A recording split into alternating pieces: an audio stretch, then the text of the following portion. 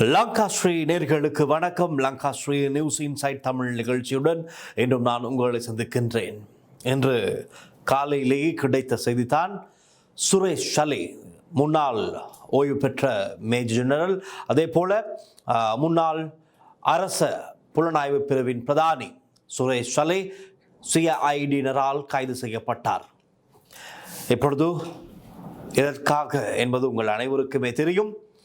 Easter தாக்குதல், உயிர்த்த ஞாயிறு தாக்குதல் 2019 ஏப்ரல் 21 இலங்கையில் இடம்பெற்ற மிக மிலைச்சித்தனமான ஒரு தாக்குதல். 250க்கும் மேற்பட்டோர் உயிரிழந்த அந்த துயர சம்பவம், 500க்கும் மேற்பட்டோர் படுகாயங்களுக்குள்ளான அந்த சம்பவம் இந்த வருடம் ஏப்ரல் 21 7 வருடங்கள் நிறைவடைகின்றது. 7 வருடங்களாக இதில் பாதிக்கப்பட்ட உயிர் நீத்தவர்களுக்கு நீதி கோரி எத்தனையோ பல ஆர்ப்பாட்டங்கள் இன்னமும் இடம்பெற்று வந்தது. அந்த நிலையில் கத்தோலிக்க திருச்சபை இந்த உயிர் ஞாயிறு தாக்குதலுக்கு பின்னால் ஒரு அரசியல் குழு ஒன்று இருக்கின்றது. பிரதான சூத்திரதாரி ஒருவர் இருக்கின்றார். அவர்களுடைய அரசியல் தேவைகளுக்காகத்தான் இந்த உயிர் ஞாயிறு தாக்குதல் நடத்தப்பட்டது. இது ஒரு சூழ்ச்சி என்றெல்லாம் பல்வேறுபட்ட விடயங்களை வெளியிட்டே வந்தார்கள். இதனை அடுத்து இது சம்பந்தமாக ஜனாதிபதி ஆணைக்குழு, தனித்தனி குழுக்கள் அமைத்து விசாரணைகள் இடம்பெற்றது. அப்படி இருக்கும் நிலையில் அப்போதிருந்தே ஒருவர் மீது குற்றங்கள் சுமத்தப்பட்டு வந்தது. அதில் ஒருவர் தான் இந்த சுரேஷ் சலே. ஏன் இன்னும் சுரேஷ் சலே விசாரணைகளுக்கு அழைக்கப்படவில்லை? ஏன் இன்னும் சுரேஷ் சலே கைது செய்யப்படவில்லை? அவர் இதற்கு பொறுப்பு கூறியாக வேண்டும். அவருக்கும் இதற்கும் தொடர்பு இருக்கின்றது என்றெல்லாம் பல்வேறு குற்றச்சாட்டுகள் பல்வேறுபட்ட தரப்பினரால் முன்வைக்கப்பட்டது. அப்படி இருந்தும் அவர் மீது யாரும் கை வைக்கவில்லை. யோசித்த, கை வைக்க மறந்த, பயந்த ஒரு நபர் தான் சுரேஷ் சலே இன்று கைது செய்யப்பட்டிருக்கின்றார். இது இந்த உயிர் ஞாயிறு தாக்குதலில் பாதிக்கப்பட்ட பலருக்கு ஒரு ஆறுதலான செய்தியாகத்தான் நிச்சயமாக இருக்கும். இந்த உயிர் ஞாயிறு தாக்குதல் சம்பவத்தோடு பாதிக்கப்பட்ட பலருக்கு இந்த செய்தி ஒரு ஆறுதல் செய்தியாகத்தான் இன்று இருந்திருக்கின்றது. காரணம், அசாத் மௌலானா சேனல் 4 என்ற சர்வதேச ஊடகத்துக்கு வழங்கிய நேர்காணல் அது. அந்த காணொளியில் பல்வேறுபட்ட விடயங்களை அசாத் மௌலானா பகிரங்கமாக தெரிவித்திருந்தார். யார் அந்த அசாத் மௌலானா? புதிதாக நாங்கள் சொல்லி உங்களுக்கு தெரிய தேவையில்லை. ஏற்கனவே பிள்ளையான், சிவனேசத்துறை சந்திரகாந்தன் பிள்ளையானுடைய ஊடக ஒருங்கிணைப்பாளர் அல்லது செயலாளர், அப்படி இருந்தவர் தான் அசாத் மௌலானா. அப்படி இருந்த ஒருவரே பிள்ளையான் மற்றும் அவருடைய பின்னணி சம்பந்தமான பல்வேறு உண்மைகளை அம்பலப்படுத்தினார் சேனல் 4 ஊடகத்தின் அந்த நேர்காணலினூடாக. அதை அடுத்து தான் ஒரு பூதாகரமை வெடித்ததை போல, பாம்புகளுக்கெல்லாம் மண்ணெண்ணெய் அடித்து விட்டது போல அங்கும் இங்கும் பலர் ஓட தொடங்கினார்கள். பல வாய்ஸ் கட்டுகள், இல்லை இது பொய், இது பணத்துக்காகவும் அந்த நாட்டிலே வதிவிட கோரிக்கைக்கு, புகலிட கோரிக்கைக்கு அனுமதி கோரி இதெல்லாம் இந்த அசாத் மௌலானா செய்திருக்கின்றார், அப்படியெல்லாம் பல்வேறுபட்ட கருத்துக்கள் சொல்லப்பட்டாலும் கூட இன்று இந்த கைதோடு நாங்கள் ஒப்பிட்டு பார்க்க போது அன்று அசாத் மௌலானா சொன்னது என்னவோ உண்மை என்று எண்ண தோன்றியிருக்கின்றது. காரணம், அன்று அந்த காணொளியில் அசாத் மௌலானா கதைத்த விடயங்களை வைத்துத்தான் இன்று இந்த கைதை நாங்கள் சற்று பார்க்க வேண்டும். நாங்கள் சற்று பின்னோக்கி சென்றோமானால் அந்த சேனல் 4 காணொளியிலே அசாத் மௌலானா பல முக்கியமான விடயங்களை சொல்கின்றார். அதில் சுரேஷ் சலே சம்பந்தமாகவும் விடயங்களை அம்பலப்படுத்துகின்றார். அதாவது கோட்டாபய ராஜபக்ச முன்னாள் ஜனாதிபதி, முன்னாள் பாதுகாப்பு செயலாளர். இவர் பாதுகாப்பு செயலாளராக இருக்கும் போது சிவனேசத்துறை சந்திரகாந்தன் பிள்ளையானோடு அவருடைய செயலாளரான அசாத் மௌலானா, இவர்கள் இருவருமே கோட்டாபய ராஜபக்சவை சந்திப்பதற்கு செல்கின்றார்கள். அவருடைய தனி அறையில் சந்திக்க சென்ற போது அங்கு கோட்டாபய ராஜபக்ச சிவனேசத்துறை சந்திரகாந்தனுக்கு, பிள்ளையானுக்கு ஒரு ஆர்டர் கொடுக்கின்றார். என்ன ஆர்டர் அது? உங்களிடம் இருக்கின்ற நபர்களை வைத்து ஒரு குழு ஒன்றை ஆரம்பியுங்கள். அந்த குழுவை வைத்து பல வேலைகள் எங்களுக்கு செய்யவிருக்கின்றது. அந்த குழுவின் பெயர் ட்ரிபோலி பெலட்டூன். இந்த ட்ரிபோலி பெலட்டூன் குழுவை வைத்து அரசாங்கத்துக்கு எதிராக பேசுபவர்கள் யார், அரசாங்கத்துக்கு எதிராக செயற்படுபவர்கள் யார், அரசுக்கு விரோதமாக இருப்பவர்கள் யார் என்பதை அடையாளப்படுத்தி அவர்களை கொலை செய்வது தான் இந்த ட்ரிபோலி பெலட்டூனுடைய அந்த குழுவினுடைய வேலையாக இருந்தது. அப்போதே அசத் மௌலானா ஒரு விடயத்தை பார்த்திருக்கிறார். அதாவது கோட்டாபே ராஜபக்சனுடைய மேசையில் லசந்த விக்ரமதுங்க ஊடகவியலாளர், கொல்லப்பட்ட மறைந்த ஊடகவியலாளர் லசந்த விக்ரமதுங்கனுடைய பத்திரிகை இருக்கின்றது. அந்த பத்திரிகையை பார்த்தவுடன் கோட்டாபே ராஜபக்ச கூறியிருக்கின்றார், இவனையும் நாங்கள் கொல்ல வேண்டும், இவன் எனக்கு தொடர்ந்தும் தொந்தரவு கொடுத்து கொண்டிருக்கின்றான், என்னை சீண்டி பார்த்து கொண்டு இருக்கின்றான், இவனையும் கொள்ள வேண்டும், உணர்ந்தால் இந்த குழுவினூடாக இவனையும் கொன்று முடியுங்கள், கதையை முடித்து விடுங்கள் என்று ஓர்டரும் கொடுக்கப்படுகின்றது. இது சம்பந்தமாக நான் சொல்லவில்லை, அசாத் மௌலானா சேனல் 4 காணொளிக்கு கொடுத்த வாக்குமூலம் அது. அதுவும் அந்த காணொளியிலே பகிரங்கமாக சொல்லப்பட்டது. அதை அடுத்து தான் பல சந்தேகங்கள் எழுந்திருக்கின்றது. லசந்த விக்ரமதுங்க அதற்கு முன்பதாக பல சந்தேகங்கள் இருந்தது. எப்படி கோட்டாபே ராஜபக்ச அல்லது ராஜபக்ச தரப்பினர் மறைந்த ஊடகவியலாளர் லசந்த விக்ரமதுங்கனுடைய கொலைக்கு தொடர்பு இருக்கின்றது, அவர்கள் பற்றின அவர்களுடைய ஊழல் மோசடிகளை அம்பலப்படுத்தியதன் காரணமாக இவர்கள் தரப்பினரால் கொலை செய்யப்பட்டார் என்று சந்தேகம் இருந்தது. ஆனால் இந்த வாக்குமூலத்திற்கு பிறகு பலர் ஒரு முடிவுக்கு வருகின்றார்கள். ரைட், இந்த ட்ரிபோலி பெலட்டூன் என்ற அமைப்பினரால் கோட்டாபே ராஜபக்சவுக்கு நேரடியாக கீழே அவர்களுடைய கட்டுப்பாட்டில் இருந்த அந்த குழுவினரால் தான் இவர் கொலை செய்யப்பட்டிருக்கலாம் என்ற ஒரு முடிவுக்கு வந்தார்கள். ஆனால் அதற்கான போதிய ஆதாரங்கள் இல்லாத காரணமாக அந்த விஷயம் இன்னமும் உறுதிப்படுத்தப்படாமலே இருக்கின்றது. காரணம், இவர்களுடைய ஆட்சி காலங்களிலே பல சாட்சியங்கள் இல்லாதொழிக்கப்பட்டிருக்கின்றது, அளிக்கப்பட்டிருக்கின்றது. ஆகவே தான் அவற்றை தொடர்ந்தும் முன்னெடுத்து சென்று அதை உறுதிப்படுத்தக்கூடிய ஆதாரங்கள் இன்று இல்லாமல் இருப்பதாக பல சிரேஷ்ட நிபுணர்கள் தெரிவித்தார்கள். அடுத்த விஷயம்தான் இப்போ சுரேஷ் சலே அவருக்கு ஒரு தேவை இருக்கின்றது. ராஜபக்சவுக்கு நெருங்கிய ஒருவர் தான் இந்த சுரேஷ் சலே எப்படியாவது ராஜபக்சவினரை ஆட்சியில் அமர்த்த வேண்டும் என்ற ஒரு தேவை இருந்தது சுரேஷ் சலேவுக்கு. ஆகவே ராஜபக்ச தரப்பினரால் சுரேஷ் சலேவுக்கு ஒரு பணி கொடுக்கப்படுகின்றது. அதற்கமைய தான் பல முயற்சிகளை மேற்கொண்டிருக்கின்றார் சுரேஷ் சலே. உங்களுக்கு தெரியுமாக இருக்கலாம், தர்கா நகரிலே பற்றி எரிந்தது முஸ்லிம்களுடைய வீடுகள், கடைகள், அப்படி ஏராளமான அவர்களுக்கு சுத்தமான அந்த ஒரு கிராமமே பற்றி எரிந்தது. வீடுகள் உடைக்கப்பட்டு பல 2, 3, 4 பேர் அளவில் கொலை செய்யவும் பட்டார்கள். காரணம், ஒரு கலவரத்தை தூண்டப்பட்டது. பொதுபல சேனா அப்போது இருந்தது, பிரபலமாக பேசப்பட்டது அபசரணாய். அதாவது முஸ்லீம் கடைகளை எல்லாம் பார்த்து சொன்னார்கள் அபசரணாய் என்று. புது சரணாய் தான் சாதாரணமாக சொல்வார்கள், அன்று சொல்லப்பட்டது அபசரணாய் என்று தான். அன்று கடைகள் எல்லாமே அடித்து நொறுக்கி உடைக்கப்பட்டது, பலர் கொலையும் செய்யப்பட்டார்கள். ரைட், இதற்கு பின்னணியிலே சுரேஷ் சலே இருப்பதாக அன்று தொடக்கமே பல்வேறு குற்றச்சாட்டுகள் இருந்திருக்கின்றது. ஆனால் யாரும் அதை கண்டு கொள்ளவில்லை. விசாரணைகள் ஆரம்பித்தாலும் கூட அவர்கள் விடுவிக்கப்பட்டார்கள். அப்படி ஒரு காலகட்டம் அது. அதனை அடுத்து பிள்ளையானுக்கு சுரேஷ் சலே நெருக்கமாக இருக்கின்றார். காரணம், கோட்டாபே ராஜபக்ச தரப்பினோடு சுரேஷ் சலே இருப்பதால் அவருடைய முழு பெயர் துவான் சுரேஷ் சலே ஒரு வேலை கிடைக்கின்றது. இப்பொழுது நல்லாட்சி அரசாங்கமாக ஆட்சி அமைத்துக் கொண்டிருக்கிறார்கள். ரணில் விக்ரமசிங்க, மைத்ரிபால சிறிசேன அவர்களுடைய அரசாங்கம் இருக்கின்றது. இப்பொழுது பல ஃபைல்கள், அதாவது அந்த நல்லாட்சி என்று அரசாங்கம் சொல்லப்படுகின்ற காலகட்டத்திலே ராஜபக்சர்கள் மீது இவர்கள் கோபம், கீரியும் பாவமாகத்தான் இருந்தார்கள். இப்பொழுது தானே அனைவரும் ஒன்றாக ஒற்றுமையாக ஒரே பிளேட்டில் சாப்பிட்டுக் கொண்டிருக்கிறார்கள். ஆனால் அப்போது அப்படி இல்லை, விரோதமாகத்தான் இருந்தது. அது மக்களுக்கு காண்பித்த கண்காட்சியா அல்லது உண்மையாக விரோதமா என்பது நாங்கள் சற்று சிந்தித்து பார்க்க வேண்டும். எப்படி இருப்பினும் அந்த நல்லாட்சி அரசாங்க காலகட்டத்திலே நிறைய விசாரணைகள் நடத்தப்பட்டது, நிறைய குற்றச்சாட்டுகள் முன்வைக்கப்பட்டது. கடந்த காலங்கள், அதாவது ராஜபக்சர்களுடைய ஆட்சி காலத்திலே இப்படி பல ஊழல் மோசடிகள் இடம்பெற்றிருக்கிறது, இத்தனை கொலைகள் இடம்பெற்றிருக்கிறது, இதற்கு இவர்கள் தான் பொறுப்பு கூற வேண்டும், இதற்றையெல்லாம் விசாரிங்கள் என்று விரைவுபடுத்தினார்கள் நல்லாட்சி அரசாங்க காலத்திலே. ஏன் மேலும் சொல்ல வேண்டும் என்றால், அனுரகுமார் திசாநாயக்கவுடைய இந்த அரசாங்கத்திலே முன்னெடுக்கப்படுகின்ற பல வழக்கு விசாரணைகள் கூட நல்லாட்சி அரசாங்க காலத்திலே முன்வைக்கப்பட்ட குற்றச்சாட்டுகள் தான். அவர்கள் தான் முதலாவதாக கேஸ் ஃபைல் செய்கிறார்கள். அப்படியான விசாரணைகள் இன்னமும் நிலுவையில் இருக்கிறது, பிரபலமான விசாரணைகள்.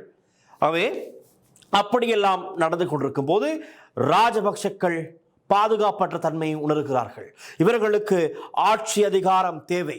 அவர்கள் மீது இருக்கின்ற பழி குற்றச்சாட்டுக்களை எல்லாம் இல்லாதொழிக்க அவர்களுக்கு மீண்டும் இந்த அதிகாரம் தேவைப்படுகின்றது. அதற்கு என்ன செய்யலாம் என்று சிந்தித்துக் கொண்டிருக்கும் போது தான் மற்றொரு வழியிலே சூழ்ச்சி செய்யப்படுகின்றது. சுரேஷ் சலைவை வைத்து, ரைட், சுரேஷ் சலை தான் கோலையா, இன்னொரு கோலையா தான் சந்திரகாந்தன் பிள்ளையான், ரைட். இப்படி இருக்கின்றது. இப்போ ஜோசப் பரராஜசிங்கம் படுகொலை வழக்கிலே சந்திரகாந்தன் இந்த பிள்ளையான் சிறையில் அடைக்கப்படுகின்றார். மட்டக்களப்பு சிறையிலே அடைக்கப்பட்ட போது அங்கு இன்னொரு தரப்பினர் இவரோடு இணைந்து கொள்கிறார்கள். சிறையில் அடைக்கப்படுகிறார்கள் ஒரு இஸ்லாமிய தரப்பினர். அவர்கள் தான் சஹரான் கும்பல். ஆனால் சஹரான் அதில் இருக்கவில்லை. சஹரான் தான் இந்த தாக்குதல் தாரிகளின் பிரதானமானவர், தலைவர். ஈஸ்டர் தாக்குதல் நடத்திய தாக்குதலாளிகள் தலைவனாக சஹரான் தான் இருந்திருக்கின்றான். அவை சஹரானுடைய சகோதரன் ஷைனி மௌலவி, ரைட், ஷைனி மௌலவி என்பவரெல்லாம் சிறையில் அடைக்கப்படுகிறார்கள். அப்பொழுது பிள்ளையானுக்கும் ஷைனி மௌலவி ஆகியவர்களுக்கும் ஒரு தொடர்பு நெருக்கம் ஏற்படுகிறது, ஒரு நட்பு ரீதியான நெருக்கம் ஏற்படுகின்றது.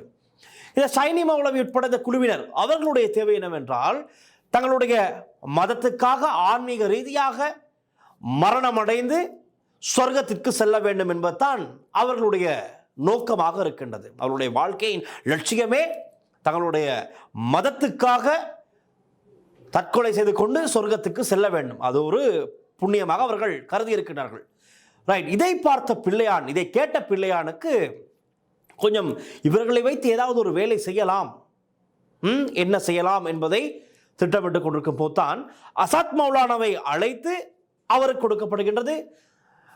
என்னோடு சிறையில் இப்படி ஒரு குழுவினர் இருக்கிறார்கள், அவர்களை பார்க்கும்போது எனக்கு சற்று அதிர்ச்சியாக இருக்கின்றது, புதினமாக இருக்கின்றது. தற்கொலை செய்து கொண்டு சொர்க்கம் செல்ல வேண்டும் என்ற ஒரு நிலைப்பாட்டில் இவர்கள் இருக்கிறார்கள். இவர்களை நாங்கள் எதற்காகவாவது பயன்படுத்த வேண்டும், இவர்களை எப்படியாவது விடுவிக்க வேண்டும், அதற்கான வேலைகளை செய்வோம் என்று பல முயற்சிகள் இடம்பெற்றிருக்கின்றது. யாரை? அந்த ஷைனி மௌலவி சஹரானுடைய சகோதரர் அந்த குழுவினரை விடுவிப்பதற்கான முயற்சிகள் இடம்பெற்றிருக்கின்றது. பிள்ளையானுடைய சட்டத்தரணிகளை வைத்து இவர்களை விடுவிக்க பல்வேறு கட்ட முயற்சிகள் இடம்பெற்ற போதிலும் முயற்சிகள் இடம்பெற்றுக் கொண்டு இருந்திருப்பதே உண்மை. இதையெல்லாம் அசாத் மௌலானா சேனல் 4 காணொலிக்கு சொல்கிறார்.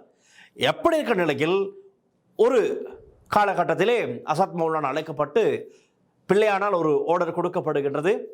நீர் சுரேஷ் சலைவை அழைத்து கொண்டு, ரைட், மேஜர் ஜெனரல், ஓய்வு பெற்ற மேஜர் ஜெனரல் சுரேஷ் சலைவை அழைத்து கொண்டு ஒரு இடத்துக்கு செல், அங்கு ஒரு குழுவினர் வருவார்கள், அவர்களோடு சுரேஷ் சலைவை அறிமுகப்படுத்தி கொடு, அங்கு ஒரு மீட்டிங் நடக்க வேண்டும் என்று. அதற்கு கேட்டால் போல், என் இவர் செயலாளர் தானே, யாரு? அசாத் மௌலானா பிள்ளையானுடைய செயலாளர்.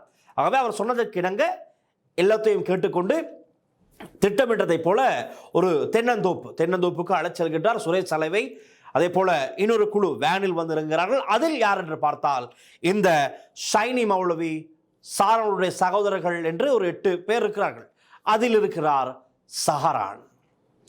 அவர்கள் சொல்கிறார்கள், ஷைனி மௌலவி சொல்கிறார்களாம், இவர் தான் எங்களுடைய தலைவர், அமீன் என்ற ஏதோ வார்த்தை ஒன்று அப்படி அறிமுகப்படுத்துகிறார்கள். சலாம் என்று தான் அறிமுகப்படுத்துகிறார்கள். அசாத் மௌலானாவும் ஒரு இஸ்லாமியர், அவரும் சலாம் போட்டவுடன் இவர்களும் சலாம் போட்டு அறிமுகப்படுத்தி கொள்கிறார்கள். அதில் இவர் தான் தலைவர் என்று அந்த ஷைனி மௌலவி சஹரானை அறிமுகப்படுத்துகிறார். அப்பொழுது சுரேஷ் சலைவும் இவர்களுக்கும் இடையிலே பேச்சுவார்த்தை நீண்ட நேரமாக இடம்பெறுகிறது. எல்லாம் முடித்துவிட்டு சுரேஷ் சலையின் வாயில் வந்த வார்த்தை தான், ராஜபக்சக்கள் மீண்டும் ஆட்சி அதிகாரத்தை பிடிக்க வேண்டும், ஆகவே நாட்டில் ஒரு பாதுகாப்பற்ற நிலையை உருவாக்க வேண்டும் என்று சுரேஷ் சலை சொல்லி அதற்கப்புறம்தான் பல திட்டங்கள் போடப்பட்டிருக்கின்றது. அசாத் மௌலானா சொன்ன விஷயம் இது சேனல் 4 காணொலிக்கு. அப்படி இருக்கிற நிலையில் தொடர்ந்தும் பல முயற்சிகள் எடுக்கப்பட்டிருக்கிறது. அதன் பிறகுதான் மாவனல்ல புத்தர் சிலை உடைப்பு விவகாரம் அதற்கும் சம்பந்தப்பட்டிருக்கிறது. சுரேஷ் சலையோடு சில தொடர்பு இருக்கின்றது. அதே போல இன்னும் ஒரு பகுதிகளில் புத்த தேரர் தாக்கப்பட்டதற்கு இஸ்லாமிய இளைஞர்கள் கைது செய்யப்பட்டார்கள். இப்படி பல பிரச்சனைகளுக்கு பின்னால் இந்த சுரேஷ் சலை தரப்பும் சாரனுடைய தரப்பும் மறைமுகமாக இருந்திருக்கின்றார்கள். இது செல்ல சரிவரவில்லை. இங்குதான் ஈஸ்டர் குண்டு தாக்குதல் இடம்பெறுகின்றது. 2019 ஏப்ரல் 21. அதே குழுவினர் அப்பொழுதுதான் அசாத் மௌலானாக்கு தெரிய வருகிறது, ரைட், சுரேஷ் சலைவோடு நான் அறிமுகப்படுத்தி வைத்த அந்த குழுவினர் தான் இந்த தாக்குதலை நடத்துகிறார்கள் என்று அசாத் மௌலானா காணொலிக்கு சொல்கிறார். அதில் என்ன உண்மைத்தன்மை இருக்கின்றது என்பது குறித்து சற்று ஆராய்ந்து பார்க்க வேண்டும். ரைட். இது சம்பந்தமாக முழுமையான பேச்சுவார்த்தை என்ன நடந்தது, என்னென்ன பேசினார்கள் என்பது அசாத் மௌலானாக்கு முழுமையாக தெரியும்.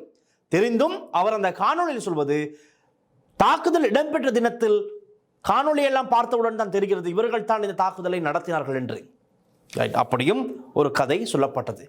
அதிலும் இன்னொரு விஷயம் உங்கள் நினைவிருக்கலாம்.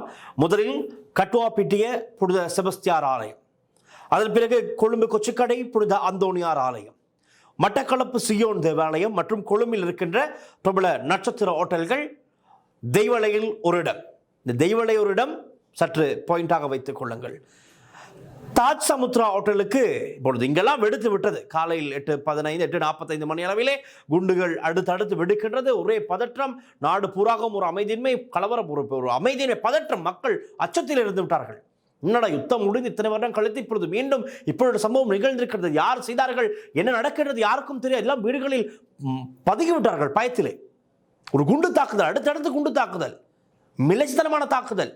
காணொலிகள் வருகிறது மொபைல்ஸுக்கு. ஆலயங்களில் உடல்கள் சிதறி கிடந்து அழுது புலம்பிக் கொண்டு மக்கள் ஓடிக்கொண்டிருக்கிறார்கள், என்ன செய்வதென்று. கொச்சிக்கடை அந்தோனியார் ஆலயத்தில் வெடித்த குண்டு பல பேரை கொன்றொழித்திருக்கிறது. ஆனால் மற்றொரு குண்டு அதன் அருகிலே இன்னொரு வெகனார் வகை காரில் மறைத்து வைக்கப்பட்டிருந்தது. நினைக்கிறேன் அந்த குண்டு மன்றம் வெடித்திருந்தால் 500க்கும் மேற்பட்ட 1000க்கும் மேற்பட்ட மக்கள் அன்று உயிரிழக்க நேரிடும். அப்படி ஒரு சம்பவம் அது. ஆனால் ஏதோ ஒரு நல்ல வேளை அந்த காரில் பொருத்தப்பட்டிருந்த குண்டுகள் அன்றைய தினம் வெடிக்காமல் அடுத்த நாள் மறுநாள் இராணுவத்தினால் பாதுகாப்பாக வெடிக்க செய்யப்பட்டது. செயற்கையாக இவர்கள் அனைவரும் மக்களை அப்புறப்படுத்திவிட்டு இதில் ஒரு குண்டு இருக்கின்றது என்பதை தெரிந்து கொண்டு அனைவரையும் ஒதுக்கிவிட்டு அந்த பகுதியை அனுப்பிவிட்டு வெடிக்க வைத்தார்கள். இப்படியெல்லாம் பல சம்பவங்கள். ரைட். இந்த தாஜ் ஹோட்டலுக்கு வந்தவர் தான் ஜமீன். இந்த ஜமீன் என்பவர் தாஜ் ஹோட்டலில் வந்து தன்னுடைய தற்கொலை குண்டு ஜமீன் அவரை அந்த குண்டை வெடிக்க செய்யும் போது அது ஏதோ ஒரு பிரச்சனை அங்கு இடம்பெறுகிறது. நாங்கள் அந்த காலத்து சிசிடிவி, அந்த நாட்களில் எங்களுக்கு பதிவான சிசிடிவி காட்சிகளை பார்க்கும்போது தெரியும். உடனே அவருக்கு ஒரு தொலைபேசி அழைப்பு எடுக்கின்றார். தொலைபேசி அழைப்பு வருகிறது. வந்தவுடன் இவர் பேசிவிட்டு கொஞ்சம் பதற்றத்தில் இருந்து அங்கங்கு உலாவிக் கொண்டிருக்கும் போது அவர் மீண்டும் வெளியேறுகிறார். வெளியேறி ஒரு முச்சக்கர வண்டி எடுத்து தெய்வலை செல்கின்றார். தெய்வலையில் தான் அசாத் மௌலானாவின் வீடு இருக்கின்றது. தெய்வலையில் தான் அசாத் மௌலானாவோட வீடு இருக்கின்றது. இப்பொழுது இதற்கு சற்று உள்ளே நாங்கள் பார்த்தோமானால், அன்று அந்த போனுக்கு வந்த கோல் சுரேஷ் சலேவினால் எடுக்கப்பட்ட ஒரு தொலைபேசி அழைப்பு என்பது உங்களில் எத்தனை பேருக்கு தெரியும்? சுரேஷ் சலே அந்த ஜமீனுக்கு அழைப்பு எடுத்திருக்கின்றார். அங்கு அந்த குண்டு செயலிழந்திருக்கின்றது. சரியாக அது வெடிக்க செய்ய முடியாமல் போயிருக்கின்றது. ஆகவே அந்த அவருடைய ஜமீனுடைய முயற்சி தோல்வி அடைந்திருக்கின்றது. உடனடியாக அந்த நபர் தொடர்பு கொண்டிருக்கிறார். சுரேஷ் சலேவை தொடர்பு கொண்டு சுரேஷ் சலே என்ன செய்திருக்கிறார்? அசாத் மௌலானுக்கு தொலைபேசி அழைப்பை ஏற்படுத்தி இருக்கின்றார். தொலைபேசி அழைப்பை ஏற்படுத்தி தாஜ் ஹோட்டலுக்கு செல், அங்கு ஒருவர் இருக்கிறார், அவரை அழைத்து கொண்டு அவர் எங்கு இறக்க சொல்கிறாரோ அங்கு இறக்கிவிடு என்று ஒரு ஆர்டர் போடுகிறார். அசாத் மௌலானாவின் கருத்துப்படி அசாத் மௌலானா அன்றைய தினம் சொல்லியிருக்கிறார், நான் கொழும்பில் இல்லை, நான் மட்டக்களப்பில் இருக்கிறேன், எனக்கு இப்பொழுது செய்ய முடியாது என்று சொல்லியிருக்கிறார். ஆகவே தான் இந்த நபர் ஜமீன் என்ற நபர் வெளியே வந்து முச்சக்கர வண்டியில் ஏறி தெய்வலை சென்று செய்ய ஒன்றும் இல்லை. அவர் அந்த இடத்தில் வைத்து ட்ரோபிக்கல் இன் என்ற ஒரு ஹோட்டலில் வைத்து குண்டை வெடிக்க செய்துகிறார். அங்கு அவர் மரணிக்கின்றார். அதற்கு முன்பதாக அந்த தொலைபேசி, சுரேஷ் சலே பேசிய தொலைபேசி ஒரு பள்ளிவாசலுக்கும் அவர் சென்று வந்தார். ரைட். வந்து அவருடைய பேக் எல்லாம் ட்ரோபிக்கல் இன்னில் வைத்துவிட்டு பள்ளிக்கு சென்று தொழுதுவிட்டு தொலைபேசி உள்ளே சென்றவர் தொலைபேசி இல்லாமல் வெளியே வருகிறார். மீண்டும் வந்து ட்ரோபிக்கல் இன்னில் தான் அந்த குண்டை வெடிக்க சேர்க்கிறார். இப்படியெல்லாம் பல மர்மங்கள் இருக்கிறதாகவே இது அசாத் மௌலானா சேனல் ஃபோக்கஸ் சொன்ன கதை. இப்பொழுதையெல்லாம் பார்க்கும் போது அசாத் மௌலானா சுரேஷ் சொன்ன விஷயங்கள், சுரேஷ் சலே பற்றி அன்று சேனல் ஃபோக்கஸ் சொன்ன விஷயங்கள் அனைத்தும் ஏதோ ஒரு வகையில் உண்மையாக இருக்கும் என்பதுதான் இன்று முடிவுக்கு வரக்கூடியதாக இருக்கின்றது. இந்த சுரேஷ் சலே அது மாத்திரமல்ல, சாரா ஜஸ்மின், உங்களுக்கு தெரியும், கட்டுவாப்பிட்டிய புனித செபஸ்தியார் ஆலயத்திலே தற்கொலை குண்டுதாரியாக செயற்பட்ட நபர், அவருடைய மனைவி தான் சாரா ஜஸ்மின். புலஸ்தினி மகேந்திரன், ஒரு தமிழ் பெண், அவர் மீண்டும் இஸ்லாமிய மதத்தை தழுவிக்கொண்டார். அது ஒரு கதை. ஆனால் அவர் ஒருவர் தான் இந்த தாக்குதலிலே உயிரிழக்காமல் தப்பிச் சென்ற ஒரே ஒரு நபர் இந்த சாரா ஜஸ்மின். அதாவது உங்களுக்கு தெரியும், மட்டக்களப்பிலே சாரனுடைய குடும்பத்தினர் அனைவரும் இப்போ தெரிந்து விட்டது, நாங்கள் இது செய்து விட்டோம் என்று அடையாளம் கண்டுவிட்டார்கள், நாங்கள் மறிக்க வேண்டும் என்று அவர்கள் தற்கொலை குண்டு தாக்குதல்கள் அவர்கள் வீட்டிலேயே வெடிக்க வைக்கின்றார்கள். ரைட். சிறு குழந்தை சாரனுடைய மனைவி மற்றும் மகள் அப்பொழுது ஏதோ ஒரு அதிசயிக்கத்தக்க வகையில் உயிர் தப்பினார்கள். அடுத்த நாள் இராணுவத்தினர் அவர்களை மீட்டு வைத்தியசாலை கொண்டு சென்ற காட்சிகள் நீங்கள் பார்த்திருப்பீர்கள். ஆனால் ஏனையவர்கள், சாரனுடைய சகோதரர்கள், அந்த குடும்பத்தில் இருந்தவர்கள் அனைவருமே குண்டுகளை வெடிக்க வைத்துக் கொண்டு உயிரிழந்தார்கள். அதுக்கு முன்பதாக 5000 ரூபாய் பணத்தாள்கள், சாரனுடைய சகோதரன் 5000 ரூபாய் பணத்தாள்களை அந்த வீதிக்கு வெளியே வந்து வீசினான். காரணம், காட்டி கொடுத்து விட்டார்கள். இதோ இந்த பணத்துக்காகத்தானே காட்டி கொடுத்தீர்கள், இதோ புடியுங்கள் என்று காசுகள் எல்லாம் வீசிவிட்டு T56 ரக துப்பாக்கியில் பல வானத்தை நோக்கி துப்பாக்கிச்சூடை நடத்திவிட்டு அவர்களையும் சுட்டுக் கொண்டு இறந்தார்கள். ஆனால் போலீசாருடைய துப்பாக்கிச்சூடு இடம்பெற்றது. அப்போது அந்த துப்பாக்கிச்சூடு தான் சாரனுடைய சகோதரன் இறந்தான். அப்படியும் இருக்கின்றது கதைகள். இதேபடியோ அந்த குடும்பமே அன்றைய தினம் உயிரிழக்கின்றார்கள். அதில் அதிசயக்க வகையில் தப்பி ஓடிய சாரா ஜஸ்மின் இன்னும் இந்தியாவில் மறைந்திருப்பதாக பல தகவல் இருக்கிறது. ஆனால் சாரா ஜஸ்மின் என்ற ஒருவர் யாரும் இல்லை. அவரும் அந்த தாக்குதலில், அந்த தற்கொலை குண்டு தாக்குதலில் உயிரிழந்து விட்டார் என்று சுரேஷ் சலே தான் உறுதிப்படுத்தி சொல்லியிருக்கிறார். DNA sample இருக்கின்றதாம். அவர் அப்படியோ எங்குமே தப்பி செல்லவில்லையாம். அவரும் இதில் இறந்து விட்டதாக சுரேஷ் சலே குறிப்பிட்டிருக்கிறார். ஆனால் அதற்கு பிறகு கிடைத்த தகவல்களின் அடிப்படையில் சாரா ஜஸ்மின் என்ற DNA இங்கு எதுவுமே ஒப்பிட முடியாது இருக்கின்றது, உறுதிப்படுத்த முடியாமல் இருக்கின்றது. அந்த நபர் சாரா ஜஸ்மின் புலஸ்தீனி மகேந்திரன் நாட்டை விட்டு தப்பி சென்று விட்டார் என்றால் அவரை தப்பிக்க வைத்திருக்கின்றார்கள் என்பதுதான் உண்மை. ஆகவே அவர் யாரால் தப்பிக்க வைக்கப்பட்டார், அது சம்பந்தமாகவும் விசாரணைகள் தொடர்ந்து இடம்பெறுகின்றது. இன்னமும் விஷயங்கள் வெளியே வராமல் இருக்கின்றது. ரைட், இப்படியெல்லாம் இருக்கின்ற இடத்தில் பாருங்கள் எத்தனை விஷயத்துக்கு இந்த சுரேஷ் சலே சம்பந்தப்பட்டிருக்கிறார் என்று.